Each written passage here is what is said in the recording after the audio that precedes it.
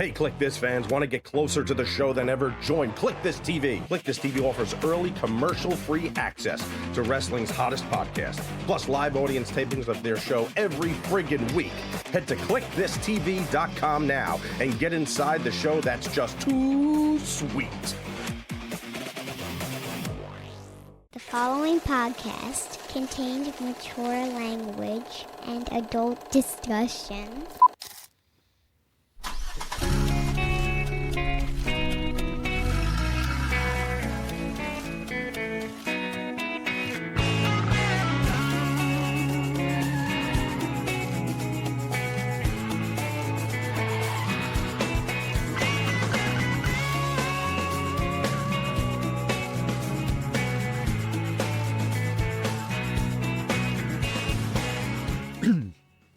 Kevin, we were talking movie stars, and it was interesting. I was asking you about Tom Cruise. We were talking about heights of actors, and Cruise is notoriously short of stature, but I said his charisma must fill the room and make him 6 feet tall, and you said he's a genuine movie star.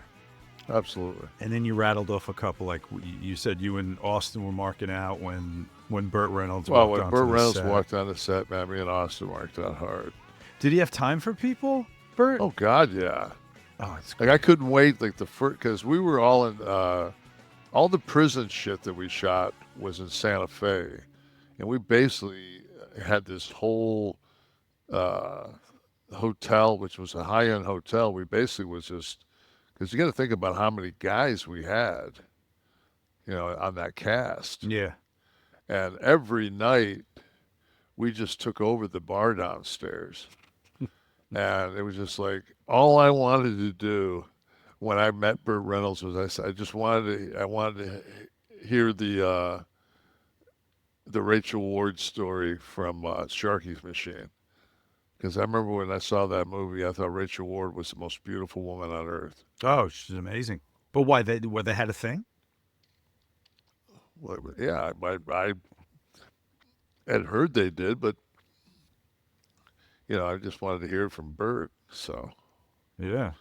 Didn't get around to it? He said, yeah, he goes, I bought her a fur coat. That was the closer. Mm. What if he got her? Yeah. What if he got to see her fur coat? Do you remember when that when she was like Dominique or whatever her name was? There's always those moments in movies where it's the first time you see somebody. Right. And you know she was you know, and they, because I think she gets don't they shoot her through the door, through the peephole or something? Sharky's Machine? In Sharky's Machine? No, they kill the other person. Burt Reynolds is her protector. Mm-hmm. Yeah. I don't think I ever saw it. They kill her friend, Tom said. So, yeah, no, they kill her friend. But now, when you had to meet people like this, and you're still most known for being a wrestler. Right. Had you been, let's say, an NBA player, let's say the basketball thing, your knee hadn't gone and you stayed with it and you played in the NBA, how would your exchanges, do you think, with someone like Burt Reynolds, Schwarzenegger, all these guys you met? Completely different. I think your Q rating is so much higher as a wrestler than an NBA player. That's interesting you say that. Why?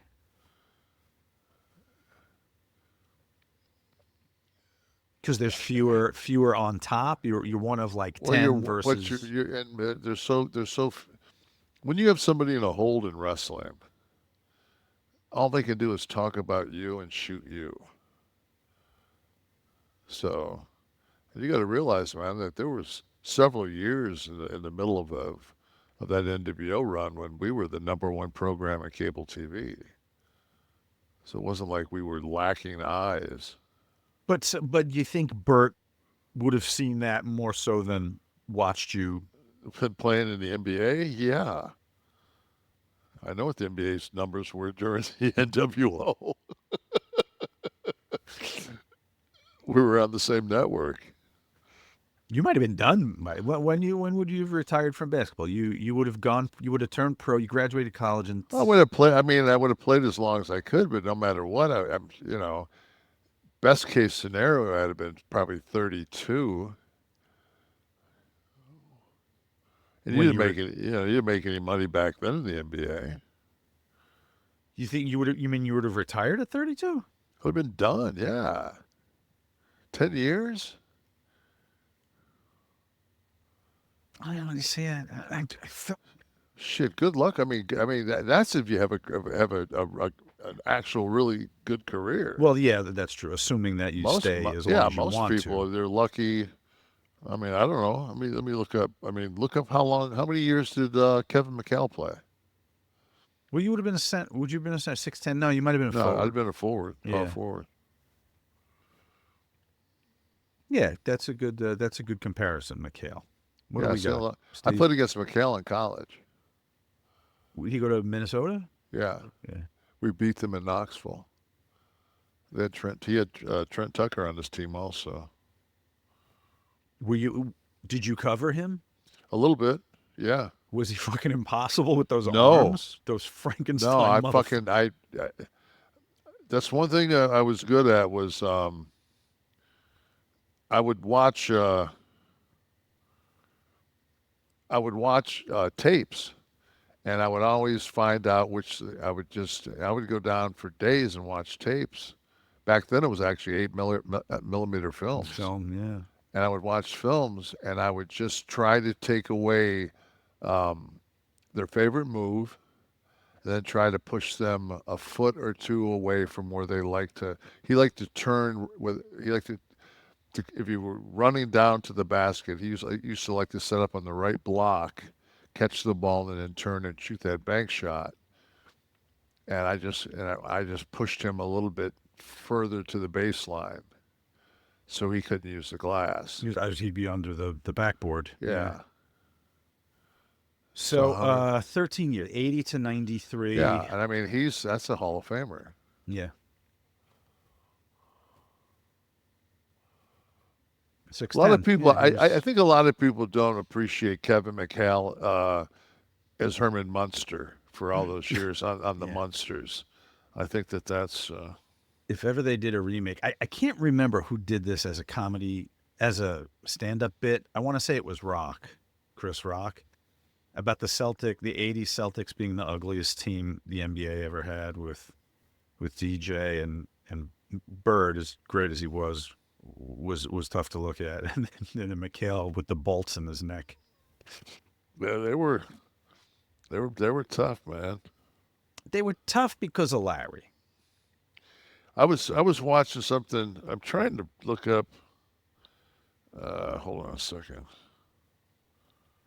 Yeah, so I was talking about Rachel Ward, but she's one of my other favorite movies is Against All Odds. A little Jeff Bridges? Yeah. Yes. Richard Very good. Widmark. I'm a big fan of the theme song, right? A little Phil Collins. Yeah, a little Phil. So yeah, I couldn't remember. I was almost positive that was my same Rachel Ward. Oh, it was. Yeah. She was hot. He was a Hollywood monkey. In that. Why can't anybody love me without it being life or death? So You would have loved her. James Wood was a good heel in that movie. James Woods is a heel in life and in film. What was the one that they did? It was him and Sean. Penn? No, it was the girl Aston? the girl Oliver? that came on. She wanted to be Catwoman. Oh, Sean Young. yeah. She was out of her fucking mind, that But one. remember they did the cocaine one. Yes, that was good. Yeah, that was God, really what the good. hell was that? Salvador? No. God, It wasn't damn Blow, but it was. I mean, No. come on, let's go here. The Boost. The Boost. The Boost. Now they were an item, right? They were a real life item. Yeah, I think so. That would have been. Did Had it- reality did- television been out then, that would have been one. Then James Wood found out that she voted Democrat. So Done. Exactly. See, everyone's right. Rachel. Everyone's right, Sean. You are crazy. I would have watched that one. I would have watched. Absolutely would have at home with Woods and Young. Yeah, that'd have been. I did watch. Did you watch the Alec Baldwin one that started this week? No. Yeah, it's called The Baldwins. It's on Max, and it's a reality show. They were filming it coincidentally when the Rust thing happened. Ugh. So, or right after. So it picks up episode 1. He's about to go for the trial. He's about to fly down for the trial, and he wants to spend the week with his family in the before he goes in the Hamptons. But the thing that's fascinating about this is the Hilaria Baldwin accent. You know that had been covered for a while, where she's on shows barely able to speak English, didn't know how to say cucumber in English, and then it kind of came out. Well, she grew up in Boston, so in this episode, I feel like we start hearing her, and she sounds like you. Then by the end, she's calling the kids like, "Come here, puppy," and like she is wearing like an off the shoulder frilly shirt. So maybe like a scene from Encanto came to mind, but she became much more Latina throughout episode 1. By episode 8, Trump might toss her. We'll have to see. But I like Alec, so I thought it would be interesting to watch that. Yeah, I've been in a couple of films with him. Oh, did you work with him? Yeah, we did Chick Fight. Okay. And then we did Rock of Ages. Oh, of course. We actually have scenes together in Rock of Ages. He's a down-to-earth cat, right? He's a great guy. Yeah. He's real cool. But, and with all this, Kev, comes the audition process. Now, you have the benefit of being a known commodity. So when you walk in, people kind of know that Kevin Nash is coming. Do you feel you're given any grace when you have to read for a part? Because I don't read. Sometimes you do. No. You shouldn't. I've never read for anything I've gotten in my career. You read for things you didn't get then, or you turned down, maybe. No, I mean, it's usually, "Hi, this is so and so. We want you for this part where you cut your hair." No. Take care. That was the whole thing. For years, I had that fucking hair, and they wanted me to cut my hair. Mm-hmm. And I'd be nope, nope, nope, nope. Then finally, for The Punisher, they said, "It's a Marvel. You're going to play." I said, "Yeah, I'll do it. I'll cut my hair." And as soon as I cut my hair, I did like 5 movies in 3 years. That was the magic. The hair. And then I realized when I did Rock of Ages, Jeff Chase was the other bodyguard, and he walked in every day and put a wig on, and it took 13 seconds, and I was sitting in a chair for 45 minutes to get my hair done. I just like, fuck that. So help me with the timeline on this. Were you committed to when you started doing films? It was before the Diesel run, right? No, I mean, I did Ninja Turtles, which was during the beginning of WC. Right.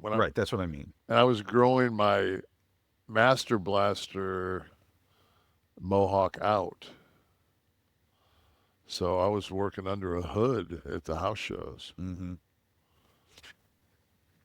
What did you do anything when you were contracted to WWE? Shit, no. Right, because that wouldn't have been permitted. But I know I crushed on striptease.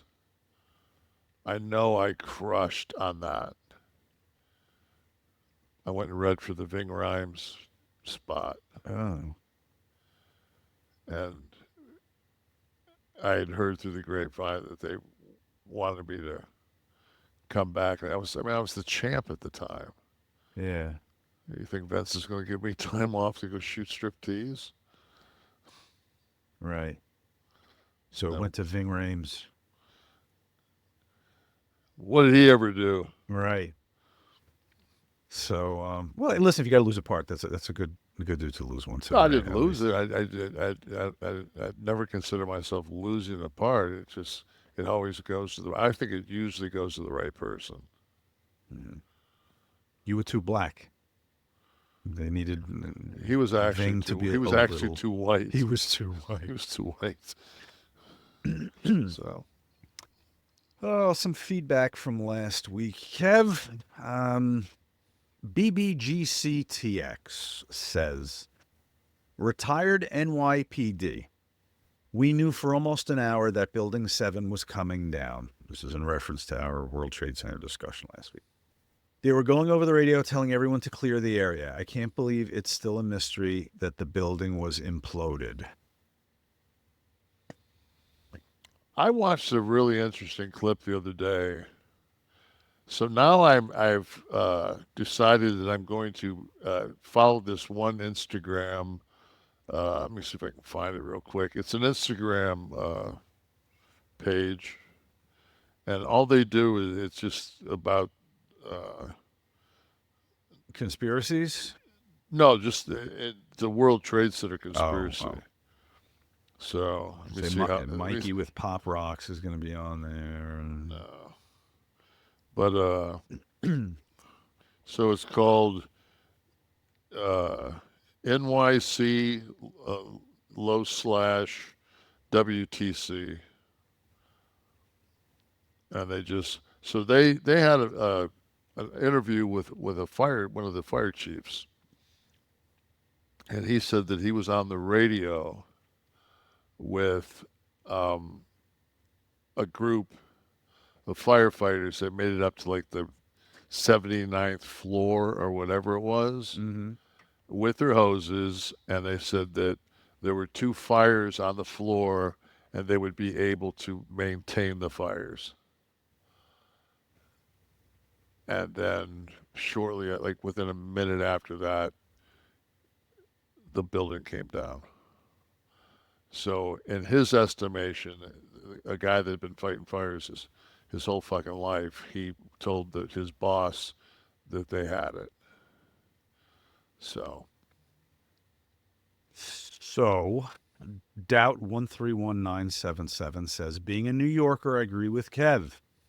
Those towers fell down more like a planned implosion than just crumbling. Also, one thing I've always wondered in the 24 years since, why would a building not come down like that if it was hit in the higher part of the tower? Not conspiracy theory thinking, but how scientifically did the buildings just collapse when they hit over 50 floors higher than the street level base, which is kind of what... that's always been mine. But I got an email, Kevin, from...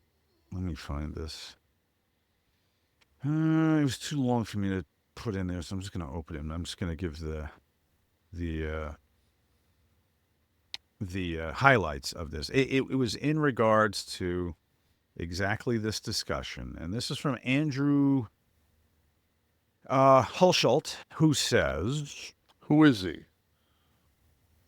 What gives this guy his credibility?" He's got as much credibility as NYC_WTC on Instagram. No, so he's just another. So we're stopping the show. We're opening an email. You don't for even just know what he wrote. Another motherfucker. But it's just another.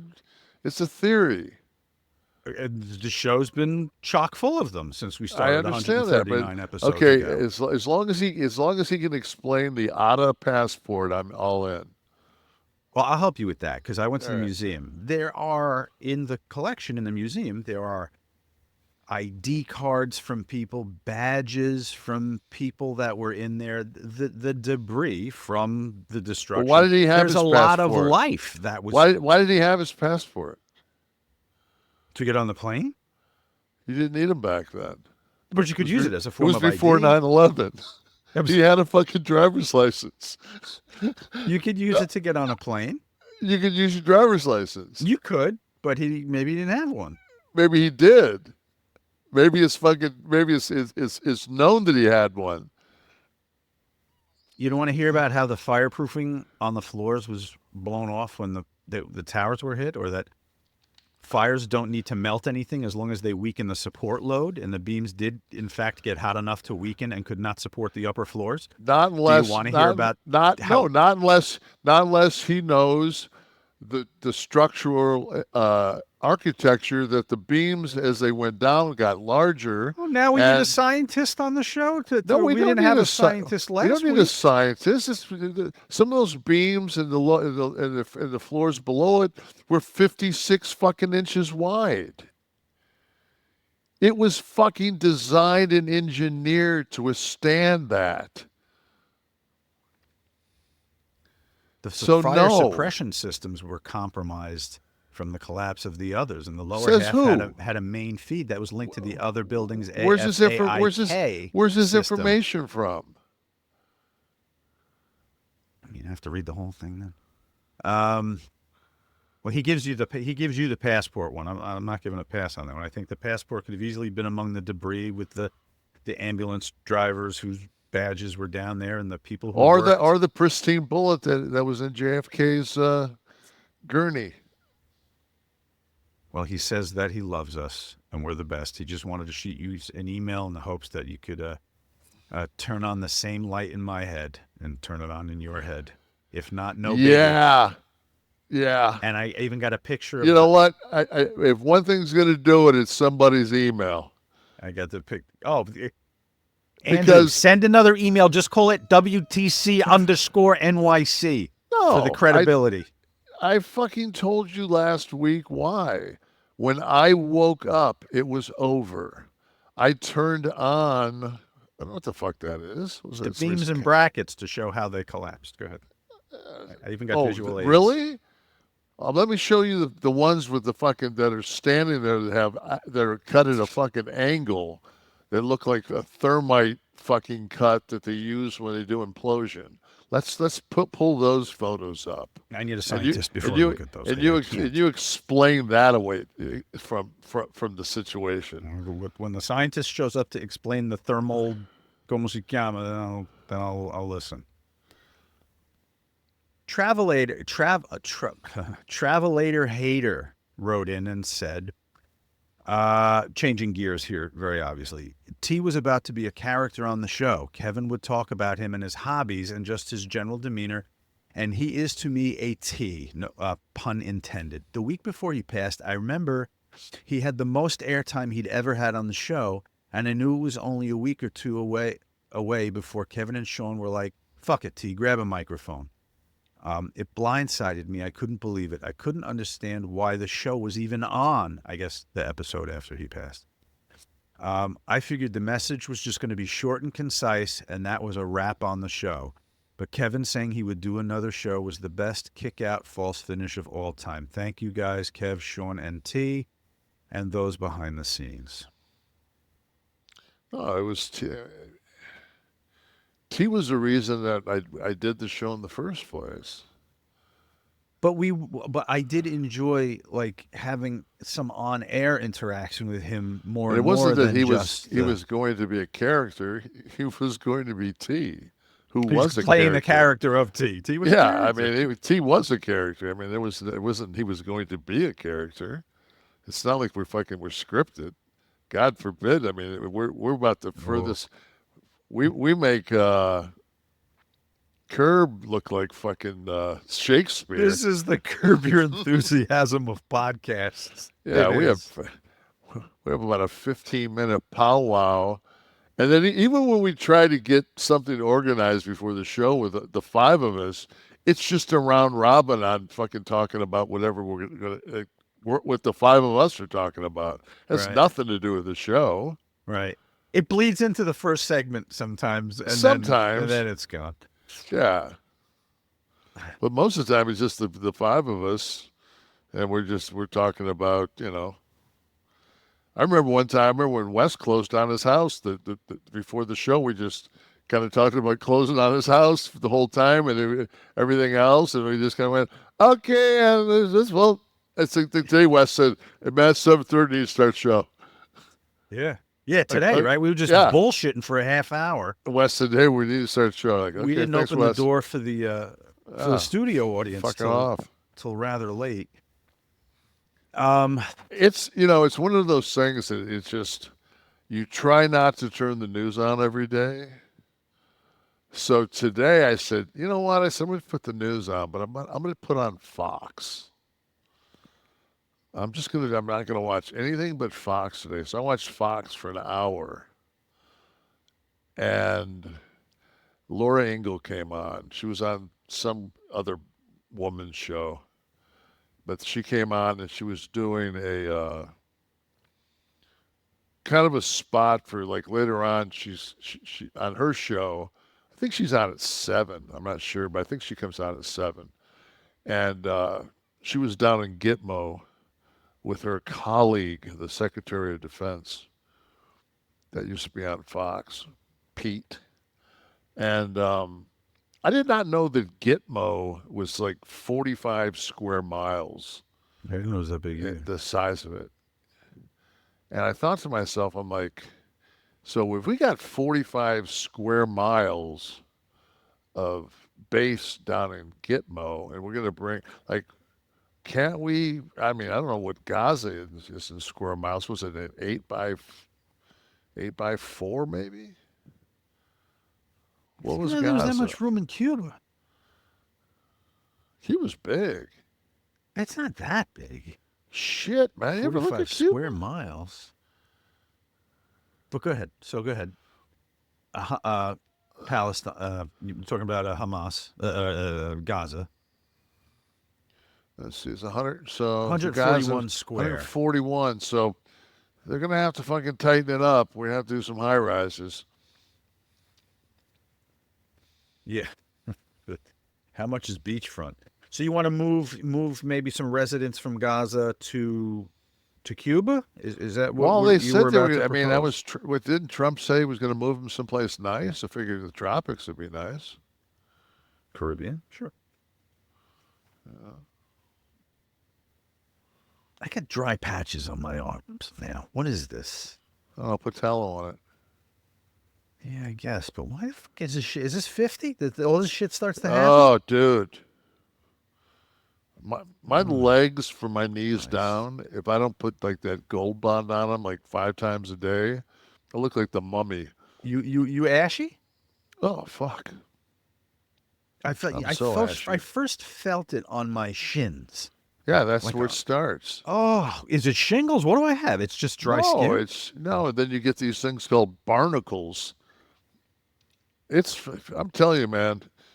On my hull? On your fucking legs. Isn't this supposed to take care of all this? Isn't my bovine colostrum? You ain't drinking enough fucking. You're not getting enough. I drink it twice a day. You need to take do you take collagen? I mean, just pure collagen? In what form? Maybe you can do it in powder form. No, I'm not drinking collagen.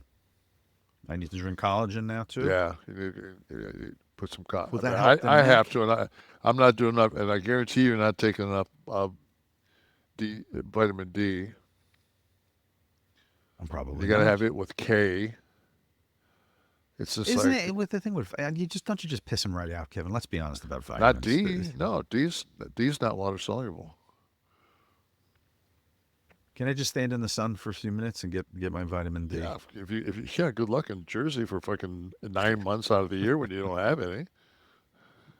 You just go vitamin D deficient for you can get your vitamin D for the couple trips you have down here, and then exactly.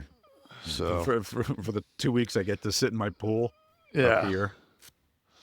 Who else was listening last week? I know that Jamie Barrett was. Jamie said, Kevin is so right. Sean is very smooth transitioning into a product plug. I was impressed how he went from Kendrick's jeans to true classic jeans. Oh, sweet. Jamie, I hope you ordered a pair of that. It's just a gift, Jamie. It's nothing thought out. It's just a gift. I'm just built for it. And speaking of which, Kev, if you're a renter, BILT is something you need to hear about. If you haven't been hearing about it from us for the last few weeks, you are about to thank me if you haven't. Think about earning points on rent that you're already paying, okay? if you pay your rent through BILT, okay, you don't even have to check with your landlord for this, okay? You can start earning points that you could use toward flights, hotel stays, the fitness classes, even your next rent payment. So let me break it down for you, all right? There's no cost to join BILT. And as a member, you'll earn those valuable points on rent and on your everyday spending. BILT points can be transferred to your favorite hotels and airlines, even ones you haven't heard of. And they're not skimping on this, okay? There's over 500 airlines and 700,000 hotels and properties around the world where you can redeem your BILT points. Points can also be redeemed towards a future rent payment, okay? Or unique experiences that only BILT members can access. If you're not earning points on your rent, my question is why not? This is like a no-brainer. You're already paying the rent. So get your points from it and make something happen. If you want to start doing this and earning those points on the rent you're already paying, go to joinbilt, and that's BILT.com/Kliq, K-L-I-Q. That's JOINBILT, joinbilt.com/Kliq. Make sure to use our URL so they know we sent you. All right, that's joinbilt.com/Kliq. Start earning points on those rent payments today. This is going to be the future. This is the future face of rentals right here. Earning points and get a little something back for what Do you you ever, pay. like, at this point of your life, wish you never bought? No, I don't. Just because I don't like being in service of anybody else.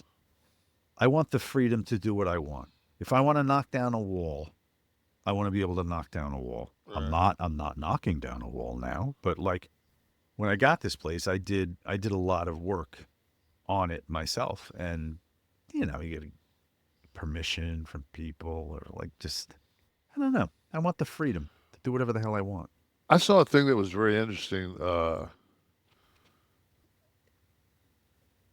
DeSantis is thinking about not charging property tax in Florida. I don't understand. He said that And collecting revenue how?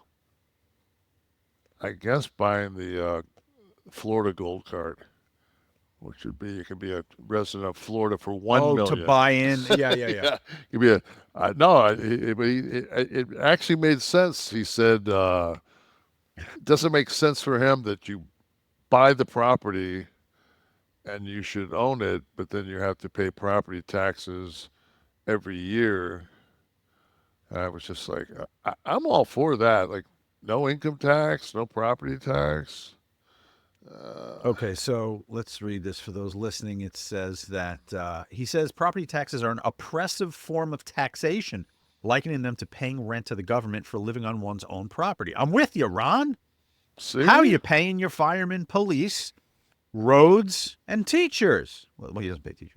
DeSantis has stated he would support a constitutional amendment to eliminate property taxes in Florida. However, this process will require the approval from 60%. Blah, blah, blah, blah. The boldest amendment on the ballot. In response to a statement, a bill has been filed in the Florida Senate calling for a formal study on how eliminating real estate taxes would affect public service. Yeah, hell is mentally challenged enough not to immediately say, come on, Ron. That's my governor you're talking about there. Jesus Christ. 42 points. Okay, so all he's got to raise, Kev, to offset this. Now, I know the new administration's math is a little different. All he has to raise is $42.7 billion annually, somehow else. It'll be that 29.7% sales tax. He's doubling it from 6 to 12%. Were you joking, or did you read that? No, I figured that's where it would be. That's what they do in Canada. You got 23 sales taxes. That'll encourage people to go out and spend and get that economy moving. Well, they won't be spending on their house. I guarantee you give me back my $20-something thousand in taxes, I won't have a problem spending a little bit back out. I'd be leaving no tip at Hyde Park. Well, with that 12%. That's up to you if you want to get the pube in your hair and your food. What food? They're out of steak. Well, That's the ongoing thing now. I just heard the other day that beef's going to be like eggs, another commodity that we just Going to be limiting.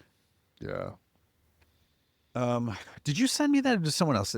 High Park had a promo on sent it to Instagram. you. You did, okay. The old fashioned. That's right. I think I single-handedly brought that back by talking about it. Braxton Rasmussen. Hey, Kev. I met you in Wichita 2 years ago at a signing, but was so starstruck I couldn't say anything. I might have come across as rude, but I didn't know what to say. I just wanted to say how I appreciate how nice you were. Like you, I lost my dad when I was 9, and the NWO was my favorite thing. And when he died, you guys were a great distraction from that time. I just wanted to say thank you. So the NWO was my '68 Tigers. Ah, yeah. Yeah. So you were, give me a 68 Tiger player. Al Kaline? Al Kaline, I know Al Kaline. Did he play for the Mets after that? No. Okay. I think he was a Tiger for life. I'll give you the 68 entire fucking, You could do the lineup? yeah. Catcher was Bill Freehand. First base was Norm Cash. Second base was Dick McAuliffe. Shortstop was Ray Oyler or Dick Trzeski. Third baseman Don Wirt. Right field was Kaline. Center field was Northrup or Mickey Stanley. Left field was Willie Horton. Rotation was Denny McLain, who had 31 wins to pass Dizzy Dean that year for the most wins in a season. Mickey Lolich, who won 3 games in the '68 series. Joe Sparma and a guy we picked up from the Red Sox, Earl Wilson. And then John Hiller was the reliever, and our pinch hitter was Gates Brown. Manager. Mayo Smith. Very good. Well Beat done. the Red Shandies, led Cardinals in the series. The first game we played was at St. Louis, and we faced Bob Gibson. And fucking Gibson struck out like 17 fucking Tigers. And me and my brother just sat there like, oh, fuck. It's going to be a long series. Did you ever play that Stratomatic baseball, the dice game? We used to play a game, one that was called All Star, and there were these discs and these spinners, and one was a home run, and you turned it, and we used to. My brother and I used to play. We played Stratomatic football. I think I had that spinning game, Kev. So, like, and the range on a particular player's thing was how good they were. You had a wider home run. I remember that shit. Like at 13, I think was a strikeout, and yeah. So you had that, and then we used to play a game where you built. So you'd get a piece of plywood, and then you get 2x4s, and you would glue the you'd make a stadium. You'd paint it. And you had your cards, and then you threw 2 dice, and 2 snake eyes was a home run. Like it was different things, and you had you played with, you made your own game up. What about football with remember that vibrating metal field and the little players? The originals, when those first came out, the metal fields were the shits. Because, and you could turn them up, to the point where they looked like Mexican jumping beans. Yeah. But the early one that we had a thick cardboard field. So it was that, but with a cardboard field. With a cardboard field. That's the juice in the backfield there, ain't it? 32. Like Is that Buffalo? Looks like it. Looks like Buffalo versus Dallas. Oh, no, I think that's Raiders, Oakland at the time. Yeah. So it was that, but with cardboard. Yeah, it had cardboard, and the guys were much bigger too. The field was bigger. The guys were bigger. Then we had live action pro football that was on a mat, and you had a guy that you cranked that was the running back, and you had two guys on wheels that tackled, Oh, see, I don't remember and you that. had like a quarterback that could actually like throw the football and kick field goals. Right. It was called live action football. And it was bigger than those. Oh, the guys were like, Oh, like almost like wrestling figures. right.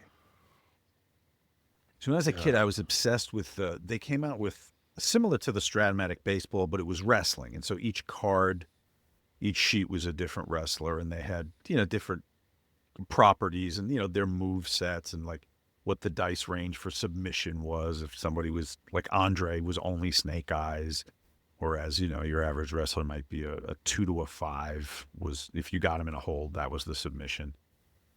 Yeah, so I've been booking federations from when I was 10, Kevin. We had me and my buddy Rob Sawyer used to play. I want to think it was called Status Pro. It was you flipped. It was a basketball game, and you flipped cards to play it. And you had I remember Status Pro also. we had Status Pro, and I mean everybody had the hockey with the gimmicks. Oh, the turning the Where yeah. you go back and forth with the wing guy, and then you go back and forth, and you throw it to the guy in the middle, and In the middle, try to get and you it. ram the You fucking slid center. the thing, the stick. Yeah, as hard as you could. Practically knocked the board into. So so which one is that? That's Stratomatic? I look like Major. I'm trying to. There's a logo on the corner there. Maybe Major League Baseball. I don't know what that is. I didn't have that. Okay, that I didn't have. But I mean, this was all before video games. So this See if you can find that Status Pro. Status Pro. They must have had a football too. Because I don't. And I know they had basketball. Yeah, I don't think I had a. I don't We think had I had the basketball. Maybe I did. I don't know.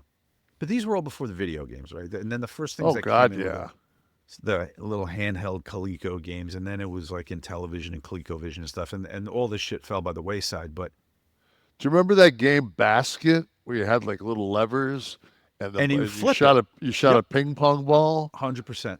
God, we got so good at that game that and you would set a egg timer for 2 minutes, a quarter, and I remember we always coincided everything with cards. And I had Ralph Sampson he was an ABA player, but he had played college ball at Michigan State, and he was my guy, and he averaged 73 points a game. He never miss. Why do I know Ralph Sampson? He must have played in the pros. Yeah, I don't know where he played okay. in the NBA, Yeah, but I think he 'cause I played knew for the name. maybe he came over at the end with the Nuggets. He was an ABA guy for a while. Yeah. Not Ralph Sampson, Ralph Simpson. Oh, no. I think it was Ralph Simpson was his name. Oh, all right. Ralph Simpson. I think it was a Michigan State guy. Fuck, I can't remember. Is that him? Is he Michigan Now, State? this is Sampson or Simpson? Who am I looking at there? That's him. That's my boy. That's the Detroit guy. Simpson. Okay. Yeah. What do you play? He lost a part to Ving Rhames, too, by the way. Selected by the Bulls, Rockets, Nuggets. He was a Piston for a cup of coffee. Back to the Nuggets, Where'd he finish up? New Jersey. 9 years. Kev, playing those board games with your friends in Detroit, was there ever a happier time? No. On a Saturday afternoon with you guys and Just in the wintertime, you go downstairs. Even after school, you go downstairs to somebody's basement, in your own little private Idaho, and just get lost in those games. shit was never as good as it was when you were like 10, right? No. As I said,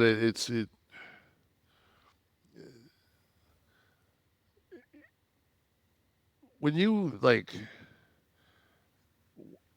sat and watched television and you watched Leave It to Beaver, and that was kind of like your life, like you just didn't. We left our doors unlocked. Mm. You know, Oh, the just- innocence of the time. you Yeah, mean. the time wasn't, you know. We shouldn't know. The kids today shouldn't know as much as they know. They shouldn't listen. Even the news. When's the first time you watched a goddamn newscast in your home? I used to watch the news because I used to like that was my dad when he came home. He got a scotch and watched the news. So And I you stayed always in the wa- room just to be with your with my dad, I guess. I used to sit on his lap because so Yeah. I could be with my dad. And it was what? It was a half hour of it, and that was it, right? Yeah, he watched Cronkite. Right. Oh Jesus, everybody did. Yeah. But yeah, they just know too much. We all know too much. Well, I've always said that today's youth, because I don't really call them children anymore, but like we were just talking about cards, and you could you'd be driving around on your bikes and you'd be like, "What K-Line hit last year? 26 home runs?" You'd be like, "No, I had 23." And you argue back and forth until you could get home and get your cards out. And check the And then stats on pull the the back. K-line over, turn the back up, and go, "So fuck you." Now it'd be like pick up a phone. Yeah. K-line's home runs last year? No, asshole. Is So, it better to wonder about things or know about things? Like when you were a kid, you didn't know how shit was made, how shit was built, how long Roger Staubach had played, what college. You may run in and ask your dad what college did. But that was the Staubach go thing, to. though, is like, so you had, back then, you had all the different digests. So, like, there was a basketball Baseball digest. yeah. Baseball digest came The out. small book, right? Yeah, a The little tiny, look ones, like a yep. TV guide. Yeah. So I always had basketball digest. So, I mean, I knew where everybody went. Then there was a thing called Street and Smith. It was a magazine that used to That was a come out. magazine. Yep. Yep, and that was like they had Street and Smith baseball, Street and Smith football, Street and Smith basketball, Street and Smith hockey, and that was like you would look at who the upcoming high school guys were. You could do college, high school, pros on all those, and it was just a time where you had to acquire knowledge. Like when you sat down someplace and you wanted to be able to rattle off where everybody went to school, on the basketball team. Mm-hmm. And there were only a few places you could get info. Right. So they were a reliable source, like NYC _ WTC. Reliable places, vetted places like that have only factual stuff. Like when a new magazine would drop, like you said. Yeah. The excitement of getting that new magazine, even though it's like 2 months old they're covering, right? But that new magazine. And you would go like that would take place at the cereal box in the morning. Like Or while reading you're the eating back? your cereal, you'll be reading that. I used to, I couldn't read enough stats. How many times did you do that fucking puzzle on the back of a fucking Cocoa Puffs box? My God, every day. Just simpler times. Simpler times. I long for them. Did you have like a Woolworths 5 and 10? We Near had a Ben you? Franklin. Same kind of thing, like just general 5 and store, 10. had Yeah, everything, little, books. everything. Did that have Had- lunch counter? No. Okay. But McCory's did up to like the other end, which was, we had 2 lunch counters that were within a bike, like you could drive your bicycle to. You have to cross a couple of 50-mile-an-hour roads. Did you ever have, and I'm not making fun of your age here, I'm honestly asking you because it's a nostalgia piece, and they do it in a couple of places in the city. Did you ever have a jerked soda where they would mix it, where they'd pump the No. cola in and then hit the seltzer? There's a place, I forget the name of it. It's one of the, like drugstore type thing that still exists on the corner somewhere downtown in New York, where they have the old lunch counter, still all the original shit. They pump the cola in and then make the seltzer on top of it. Oh, a little time travel here for everybody. Roger Bartley said, "I'm not a trucker, but I'm not buying into all that skincare crap." Never have, never will. Same with the hair shit. What you see is what you gets. All right, Roger. I just want to condolences to any female in your life. Listen, she's got to love Roger for who he is. What you sees is what you gets. Bet your Roger's hands are fucking don't have a callus on them. No, Plenty of lotion on those fucking hands. You don't like what you see? Tough.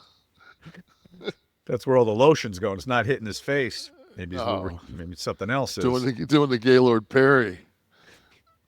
If you want to be part of the live studio audience here, folks, it's very easy. Go to KliqThisTV.com.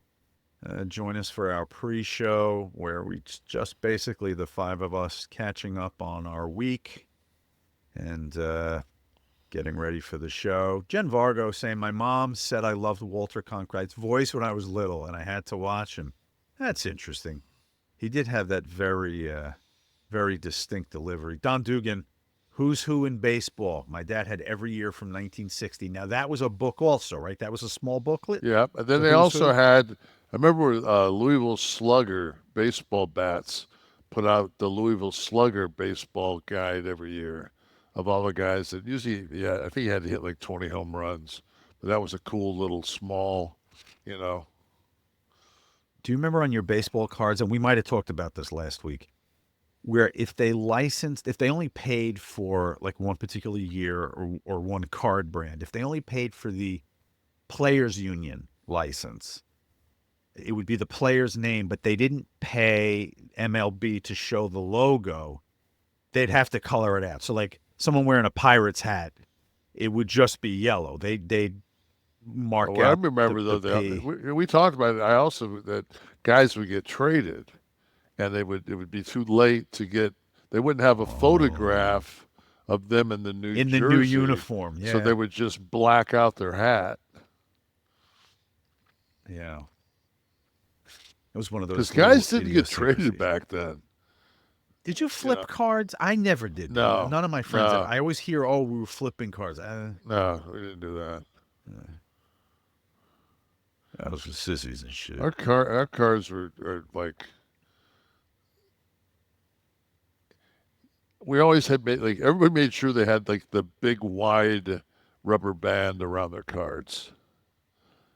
You know what I mean? Like not some little skinny rubber. Like you're. The thick one. Yeah, you always had like your deck. Like that was your deck that you carried with you. Like if you were gonna go to somebody's house, you'd have your cards. Mm-hmm. You'd never bring your doubles and shit with you. Like your doubles. I have a double. Yeah, all your doubles. They sat in a shoebox someplace. I mean, they were organized. They had rubber bands on them and shit. They weren't just loose. But you could trade your doubles. Always. Yeah. And then, when you open it up, you knew exactly where the Tiger doubles were because those are the ones the kids in the neighborhood would want. Remember, you get the pack of cards with the thin stick of gum in it. Oh, and what percentage of the time was that thing like a razor blade? It was rock hard and would cut the inside of your mouth as you were trying to chew it because it was stale. Some of them were so stale that when you'd open the pack.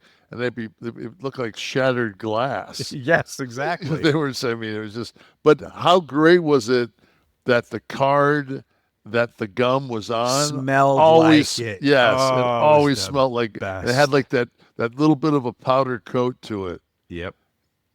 Yeah. Brilliant. Yeah. Kev, thinking back to your youth and all these fun times like this, when you got into a physical altercation with another boy, did you ever slap him in the face and just laugh at him?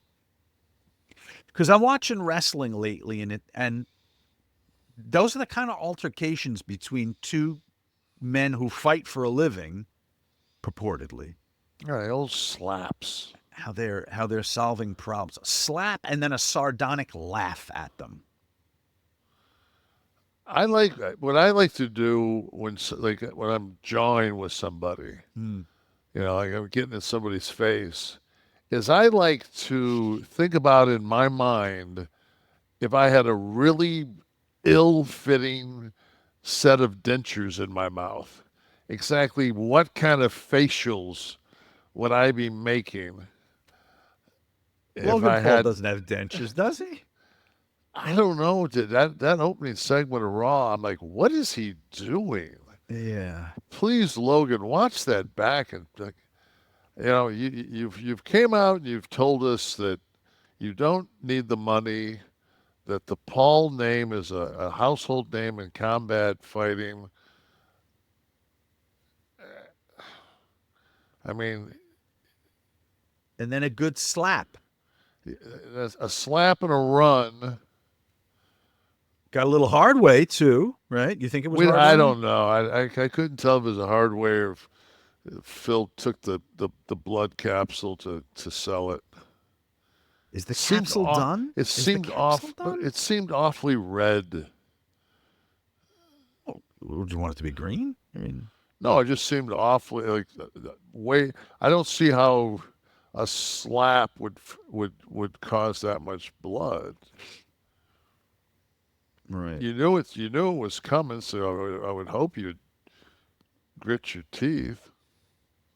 But in wrestling, wouldn't a blood capsule be unacceptable in a way to use? Me and Scott used them. Tell me.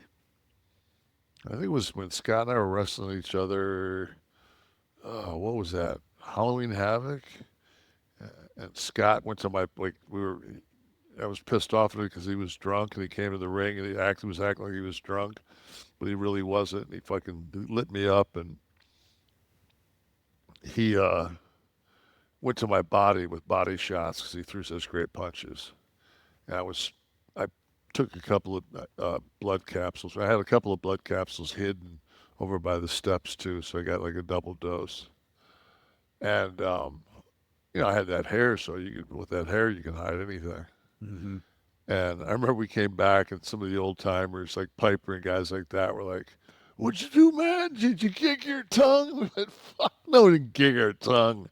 We put blood capsules in our mouth."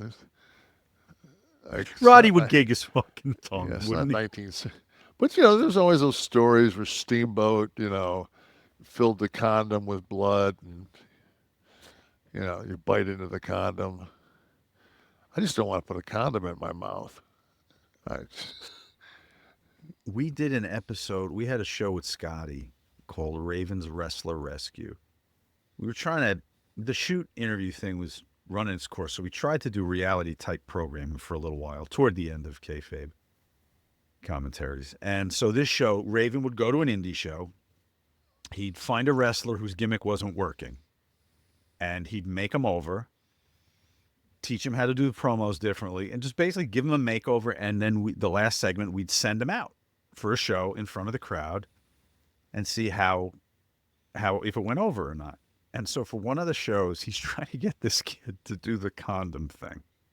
I can't remember if it was blood. I guess it was blood. He wanted him to spit. Maybe it was part of the character. I hope it wasn't semen. No, I don't know if it was like a mist or something, or I guess it was blood.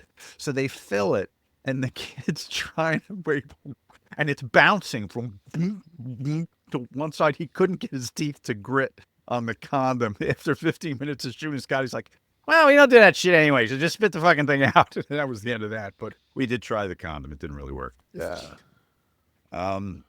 So, all right. So the slap segment, I wanted to ask you about this just because we've seen it over the years. This is nothing new. I'm not making fun of WWE. It happens. It's that. I guess it's the equivalent of the dueling knights that smack him in the face with the white glove. It's insulting. It's I don't mind a making smack someone a if the guy stays there. I don't mind if smacking somebody if it's to antagonize, but not smack and then fucking be 100 yards out of the ring, and then give some. Oh, because he rolled out. You're saying? Yeah, and then give like the now he's the Joker. His teeth look fine to me. In that shot. He kind of looks like an alien to me a little bit. Well, it works. He's a heel, so that's He's got like tremendous. like really long hands. Well, one of those I like wonder if he- Roswell aliens. I wonder if he could fucking play hoops, because he's got good fucking hops. I wonder if fucking Logan Paul can play hoops. he's athletic enough. I think he probably has the I just wonder. I mean, coordination, no, I'm not. I'm just wondering if he ever played hoops. If anybody out there knows, like organized basketball for school Yeah. or something. Okay. Yeah. Did anybody see the thing? It was on Instagram. Okay, here we go. What is this now? That was very quick, Steve. Thank you. Now, who's this for? Is this like a charity game or something, maybe? Yeah, I can't see what's on his shirt.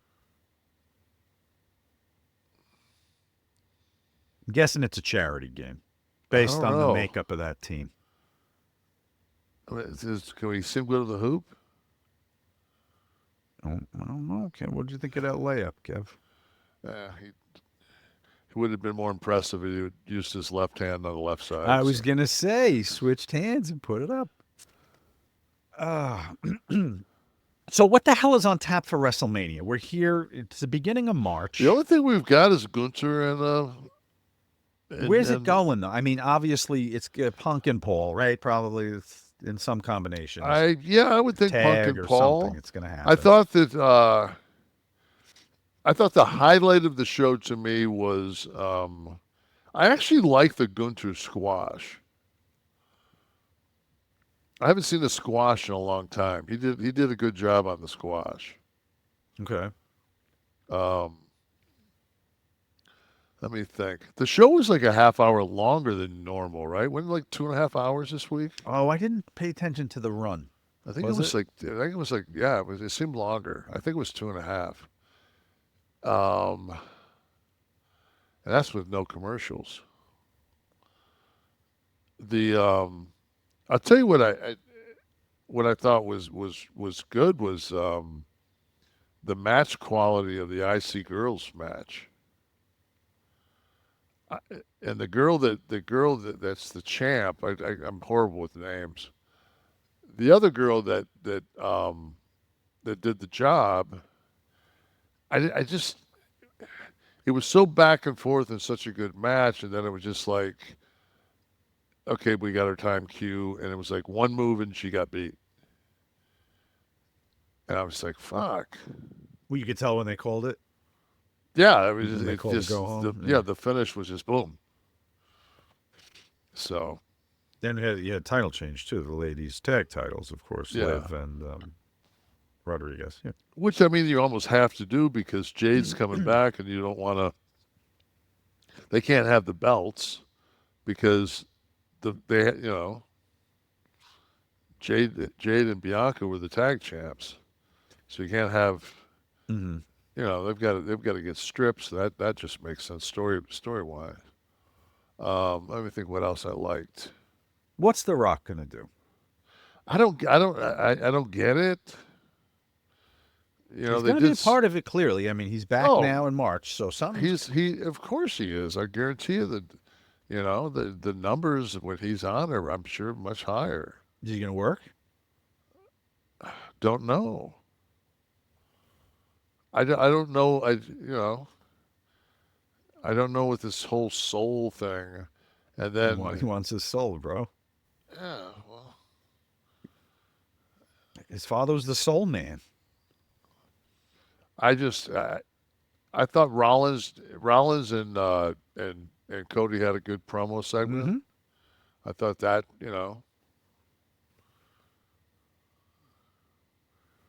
that was like, I like when Rollins is Rollins, not Rollins with the fucking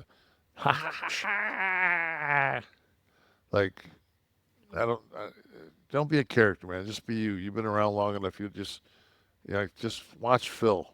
Watch Phil in the opening segment. Punk's just Punk. Mm-hmm. He's not playing a fucking wrestling guy. But It's that's just Seth's thing. But it's not, because he obviously was more entertaining in that segment to me than he was. I mean, if you're going to wear that outfit, please be real. Don't be fucking on top of that something else. Mm-hmm. Right. I mean, even McAfee was like, Which outfit are you talking about? The vest fucking, or fucking, sets? Oh, okay. the raincoat. Mhm. So, So we and sell. does he get this Mhm. shit made like for? I mean, where do these outfits go? Well, this is the whole. I mean, they have an entire wardrobe department. Yeah, but you can't. You can't wear that again. It's like you're like Oh, right. Beyonce at this point. You Well, you can't. could house show As that odd shit. as that, did he wear that at the Super Bowl 9 years ago? It's like, fuck, man, you can't wear that shit twice. You can house show that shit after you show it on Raw. I guess, but I mean, They clean it, air it out. Maybe nah. use a little Mando. Maybe make on it. a loop. Well, Get those clothes ready for a second run, guys. Mando is works for my drawers. absolutely. Kev's giving his skivvies a second run, guys. We're talking about It's when controlling you leave the gym. whole body deodorant is what we're talking about. Okay, controlling pits, balls, thigh folds, belly buttons, butt cracks, feet, anything where you might be malodorous. Mando is going to get control. Now, this is not just masking a smell. I try to get people to understand this. This was created by a doctor who saw firsthand how normal BO is being misdiagnosed, mistreated. This attacks aroma at its source, all right? And it's clinically proven to control odor better than just a shower and soap alone, okay? All the products are baking soda free, paraben free. You can get wonderful fragrances. I have the Mount Fuji stick deodorant in my hand here. Now, this is, of course, the Mount Fuji spray, all right, with this great rounded top where you can go under, up, over, and you're not going to lose the stream. And it's a soft mist. It's a very soft mist. It's not going to blast you in your nethers, okay? I use it every day. Kev uses it every day. Kevin's even found a great way to keep his shoes fresh with these bad boys here. What you're looking at are deodorant wipes. If you prefer the wipe action in all the areas of your body, or you just take a couple of these, throw them in your shoes, put them by the door, and you're ready to go tomorrow.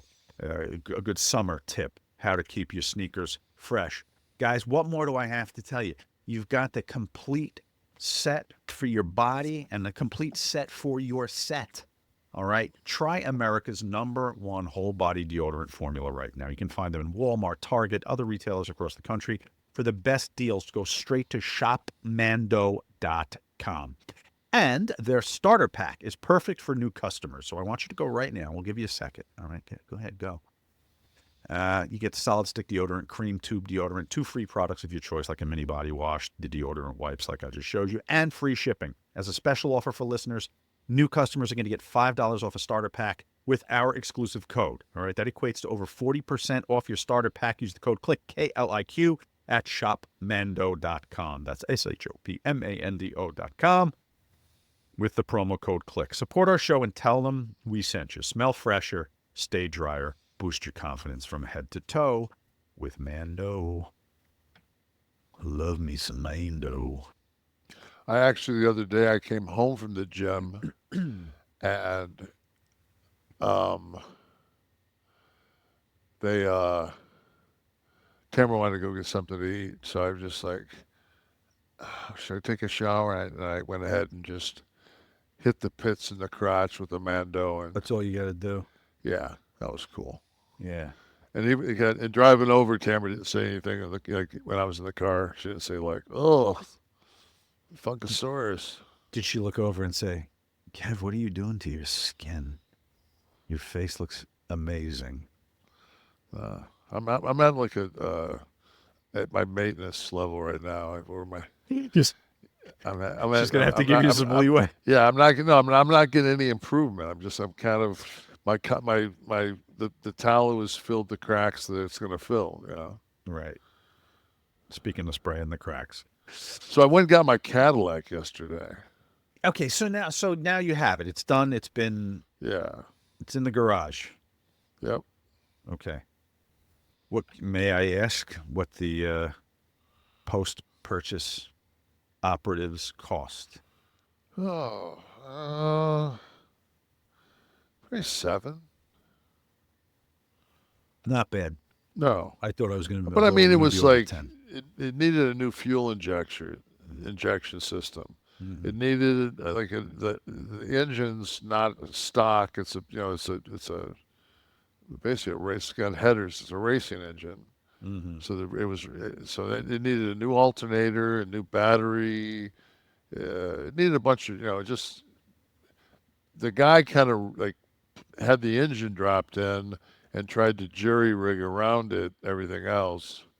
So my guy stripped it all down and it was still running a little rich. The fuel was still running a little rich. But it's got a little bit of I think it's got a little bit of a oil pan leak. So that seal's going to have to be done. So Did you get to cruise Atlantic with it? I drove all the way I drove like 40 miles. I drove like all the way through Ormond, through the Loop, and then ended up on Beach in Ormond. I went Beach, which is along Halifax, but which is the west side of Halifax, not the beach side of Halifax.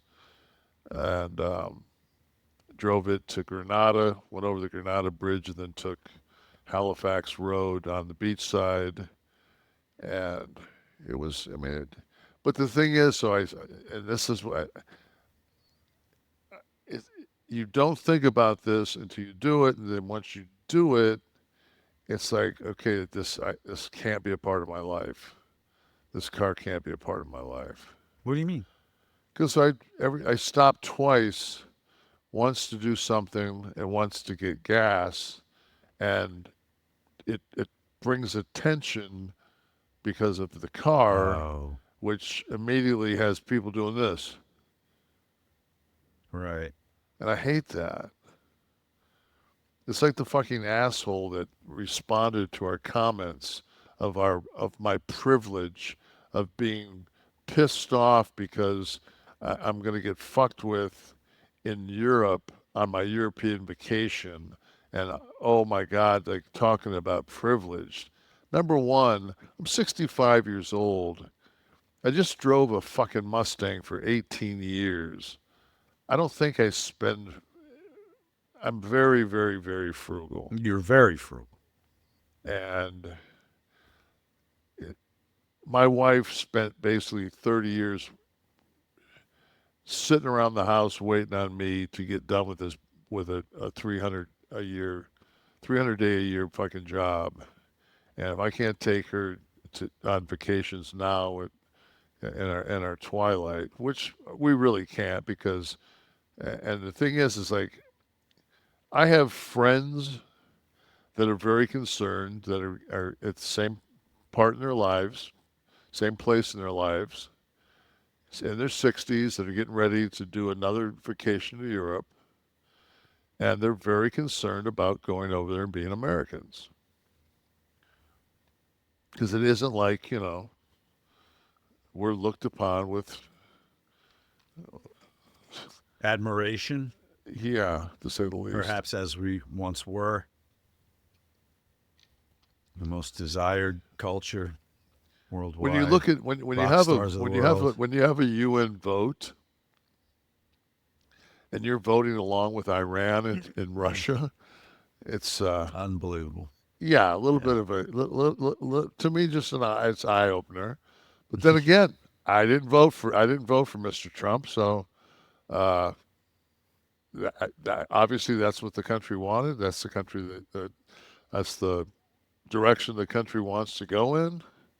If they want to kick old people out of assisted living and keep their Medicare or their Medicaid money so they can make sure that the top 1% get their $4.5 trillion tax cut, that's what they voted for. That's what they get. If they want to cut farmer subsidies, I don't have a problem with it because I voted the opposite way, but obviously I don't know what the fuck I'm talking about.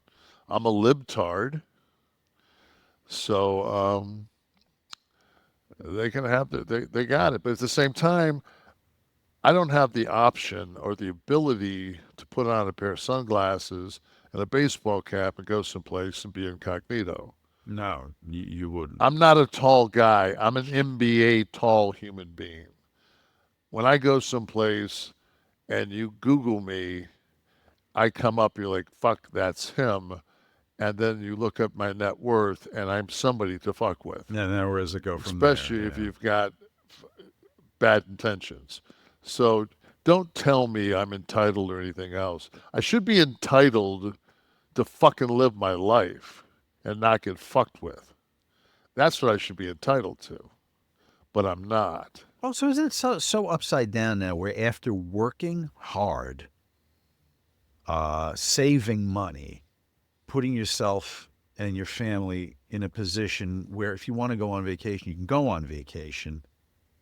We're in a time in the world now where that's looked down upon. We're in a time, not the world, we're in a time in this country where that's looked down upon. You're called privileged. You take care of your family, you do things the right way, they'll call your kids privileged because they were raised right. Like it's a negative. Yeah.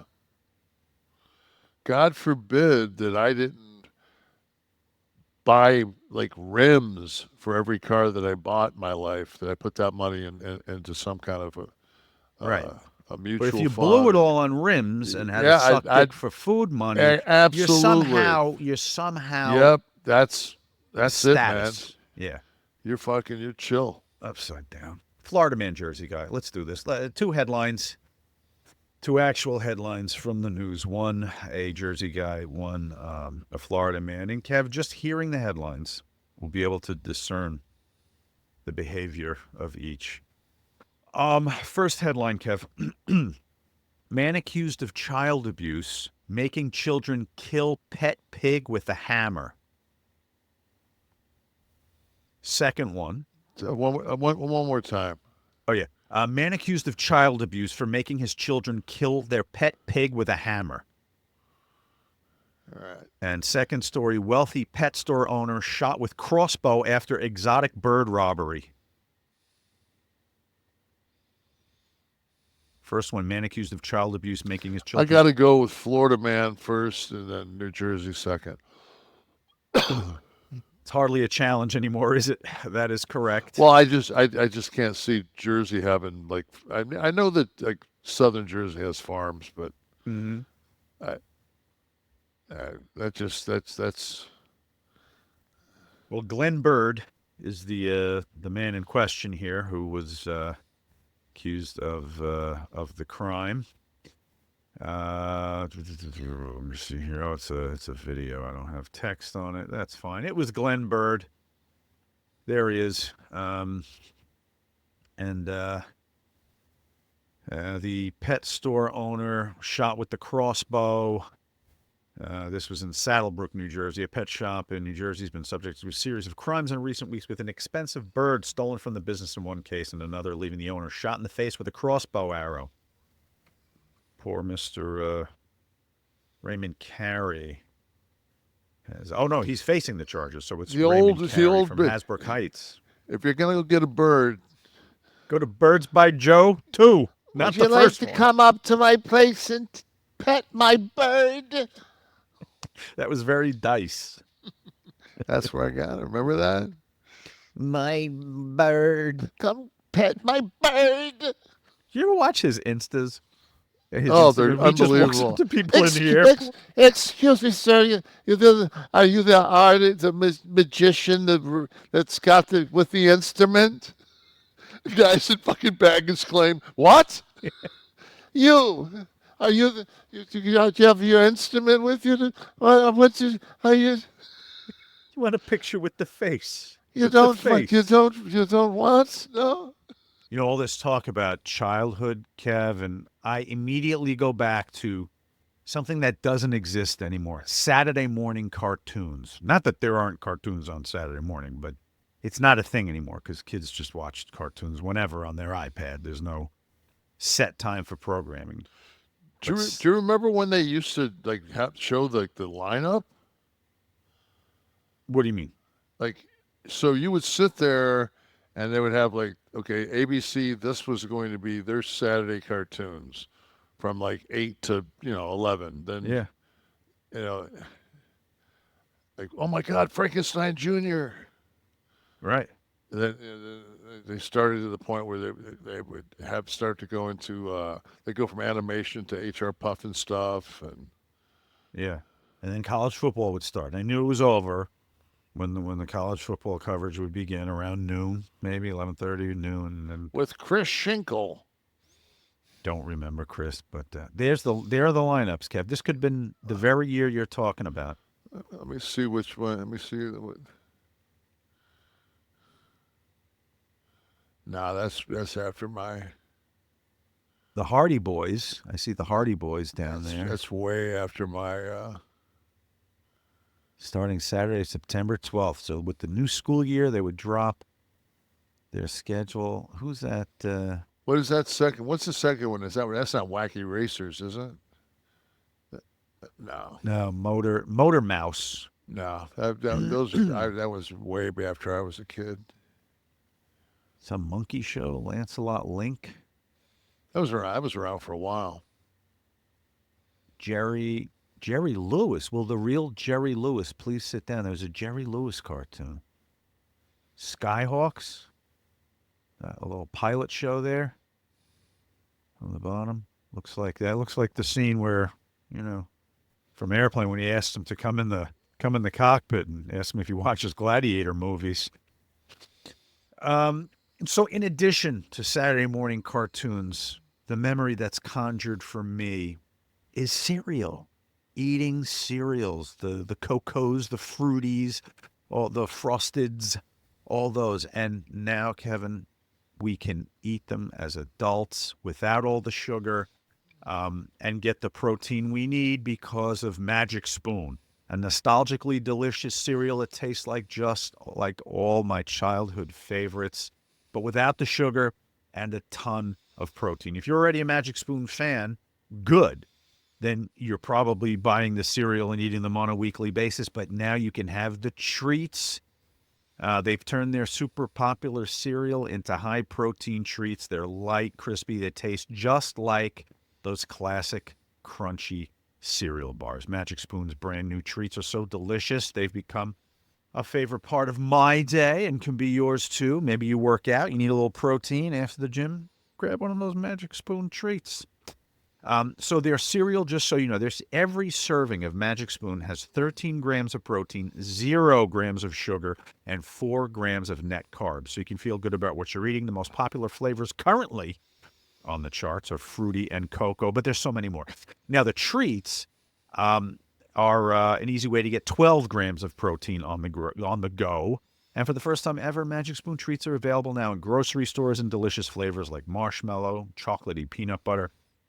If you order from their website, which is magicspoon.com, and you go to put the /Kliq after that, you're going to get $5 off your next order, okay? Or just look for Magic Spoon on Amazon or in your nearest grocery store. But if you want the discount, you're going to go to magicspoon.com/KLIQ, Kliq, and get that $5 off and begin enjoying cereal again and not worrying about all the things you were putting in your body as a kid that you didn't realize. Thank you, Magic Spoon. And it's time for hashtag. I want to say though, please do. We broke last week that The Rock was going to be on SmackDown during the show, and I wanted to break that Magic Spoon has just. I just saw it on my Instagram that they now have granola. Really? A new product, granola. Well, jump on that, ladies and gentlemen. I think they've got 3 or 4 different. I'm going to, so I definitely go on the webpage, and there it is. We go. New kind of granola. Well done, Mr. Nash. Yes, I saw it. I popped. I said, I will definitely look at that. Cashews, sunflower seeds, coconut oil, nut butter. Want a little nut butter on you, brother? How's your complexion? Need a little nut butter? Granola packed with protein. Magic Spoon just keeps getting better. And I'm a huge yogurt guy. I eat Greek yogurt in the morning, so that'll be nice to add that granola to it. Tremendous. Thank you, Magic Spoon. Hashtag Ask Nash is how you can get your questions here. Posted on the socials. We'll find you like Blue Elvis did. He said, in your entire career, what's the worst segment you've ever seen? And where does this one rank? So this was, he posted this on X, Twitter X, Twitter. This is that segment, Kev, we talked about this a little bit off the air, the chair segment in the ladies' match. And here's Thunder Rosa, AEW clip. This wasn't this week. This was a couple of weeks ago, I believe. And so here's the confrontation. Now, clearly something's not been communicated here, you know. And I'm just saying, Kev, shouldn't there be an instinct on somebody's part in that ring right there to save the segment? Like, right, okay, you see it's not going to go off. Now, right there, somebody should have speared her. Do the chair segment in a minute. The spot. Yeah, but if somebody can spear, if they spear. Oh, if they could pull it off, you mean? Yeah. So what if you go for? What if you go can't for? Just stand there. It's three people standing there. What if you go for? Yeah, but what if you go for? I mean, you've got to be able to. Number one, they have to have production meetings. They have to have agents that are in charge of each segment. They have to, like, everybody has to be on the same page. They're not. It's clear. It's a fucking shit show. It's unwatchable. Mm-hmm.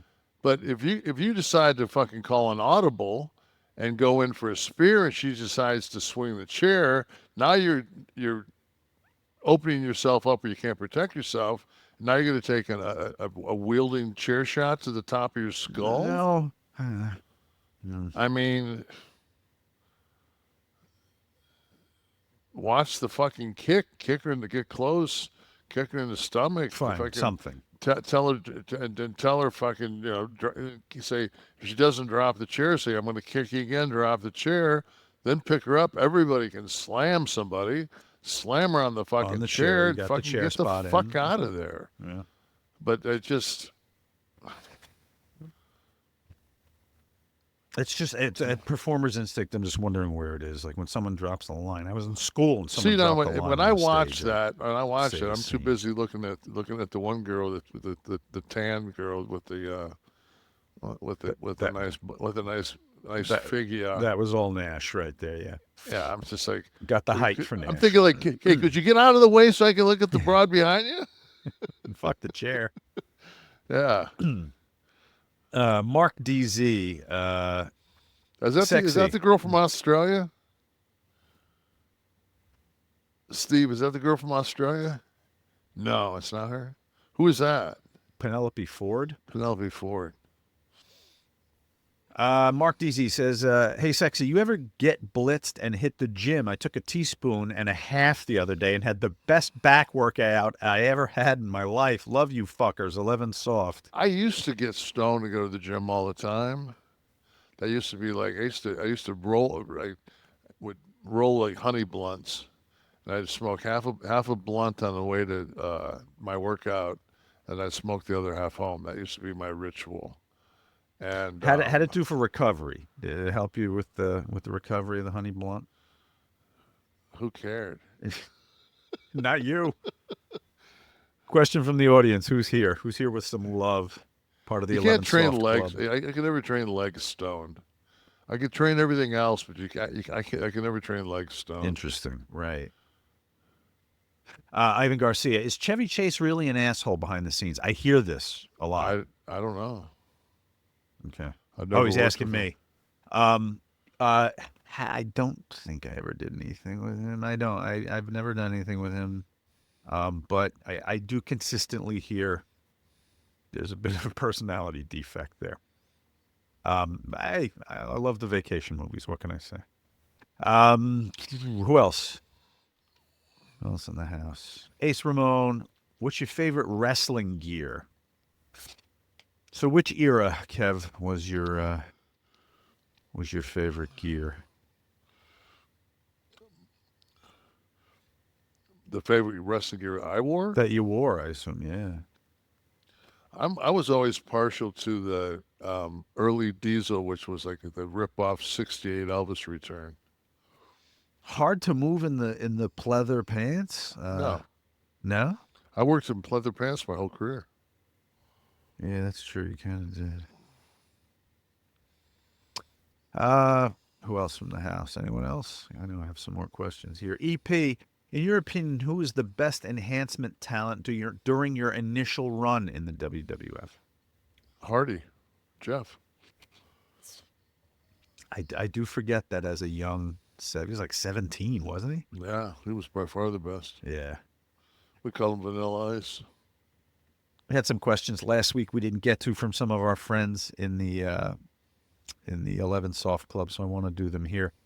Don Dugan went to the doctor, and I use that loosely, for TRT, and he told me he'd get my test to 1100. Isn't that too high? No. No? Okay. It's good. That's a good level. Don, go do it, brother. The fact that that's right about where you want to be. That's somebody that knows what the fuck they're doing. Okay. That's a good doctor, Don. Jen Vargo. So with winter weather in Pennsylvania, I have been chopping ice off the driveway on and off and have had on and off shoulder soreness, wondering what muscle I tweaked. Dad is 79 and can't do it. So, Kev, shoulders, if you're shoveling and chipping, what are you using? That's the DELT? Yeah, but I'm sure it's your rotator cuffs. Oh, rotator, right. Yeah, the chance of you hurting your medial, lateral, I mean, any of your large deltoid muscles, everything that you injure are the rotator cuff underneath, depending on where you feel it in the back. It's either teres major, teres minor. On the cap of your shoulder, that's your supraspinatus. Infraspinatus is like, it's just could be anything. Yeah, depending on how you're using it, right? You're turning your arm. Yeah, it's also it's just that it would have to be rotator cuff because that's why golfing is so rough on your rotator cuffs because you fucking hit the dirt. When you fucking take that divot, that tension goes directly into your rotator cuff. Right. So that movement and then that fucking sudden stop when it. Yeah, if you go too low, yeah. Kev, Kliq This is a production of Butch and Sundance Media, as you know, produced in association with Podcast Heat, created by Tristan Nash, Kevin Nash, and Sean Oliver, producer Steve Kaufman and Al Kaline, graphics by Dominic D'Angelo and Denny McLean, title sequence and audio edit by Wesley Burleson and Joe Sparma, theme song by Dale Oliver, technical research by Tristan Nash, copyright 2025, Butch and Sundance Media. Kev, we going to do another? I think I'm entitled.